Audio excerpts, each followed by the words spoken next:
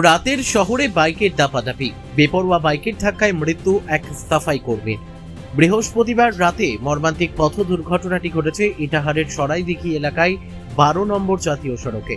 মৃতের নাম রাজেশ হরিজন, বয়স 38 বছর। পুলিশ সূত্রে জানা গিয়েছে, এদিন রাতে সরাইদিঘি মোড় থেকে হেঁটে বাড়ি ফিরছিলেন রাজেশ। সেই সময় ইটাহারের দিক থেকে মালদহর মুখে একটি বেপরোয়া বাইক অত্যন্ত দ্রুত গতিতে এসে সজোরে ওই পথচারীকে ধাক্কা মেরে পালিয়ে যায়। রাস্তায় ছিটকে পড়ে মাথায় গুরুতর আঘাত পেয়ে ঘটনাস্থলে মৃত্যু হয় রাজেশের। এরপর প্রত্যক্ষদর্শীরা রাজেশকে উদ্ধার করে ইটাহার গ্রামীণ হাসপাতালে নিয়ে আসেন, কিন্তু সেখানে নিয়ে গেলে চিকিৎসক রাজেশকে মৃত বলে জানান। তবে বেপরোয়া বাইকের পেছনে ধাওয়া করেও ঘাতক বাইকটিকে ধরতে পারেননি স্থানীয়রা। প্রত্যক্ষদর্শীদের দাবি, বাইকে 3 জন ছিল। খবর পেয়ে ঘটনাস্থলে আসে ইটাহার থানার ট্রাফিক পুলিশ। এরপর রাতে ইটাহার থানার পুলিশ দেহ ময়না তদন্তের জন্য রায়গঞ্জ মেডিকেলের মর্গে পাঠায়। ঘটনায় শোকের ছায়া নেমেছে মৃতের পরিজনের মধ্যে।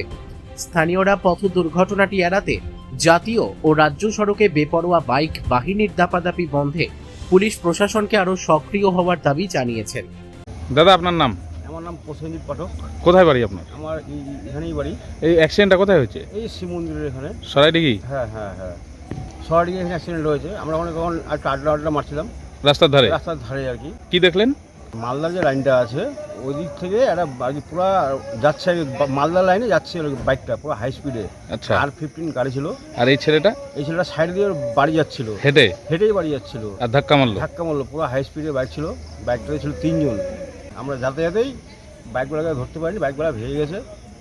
আর তখনই একে উঠে নিয়ে আসলাম, তো ডাক্তারবাবু বললো যে নেই, ডাক্তারবাবু মারা গেছে। এর নাম কি বলছে? এর নাম হচ্ছে রাজেশ। এ সুইপারের কাজ করে। আচ্ছা। তো রাস্তা আমরা সুইপারের কাজ করে, আরও লোকের বাড়িতেও কাজ করে। পুলিশ এসছে? পুলিশ এখন এসছে, দেখা করেছে। তো এখন কি মর্গে নিয়ে যাচ্ছে? মর্গে নিয়ে যাবে। তো আমাদের হিসাবে একটা কথা বলতে চাই পুলিশ প্রশাসনকে, এই যে দ্রুত গতিতে যে বাইকগুলো চলছে, এদেরকে একটু থামানোর তো কোনো ব্যবস্থা তো আছে নাকি? পুলিশ প্রশাসনকে বলছি যেন বাইক যারা জোরে চালাচ্ছে তার জন্য আস্তে আস্তে কন্ট্রোলে চালায়। ইটাহার থেকে দিবাকর মজুমদারের রিপোর্ট, কুলিক নিউজ।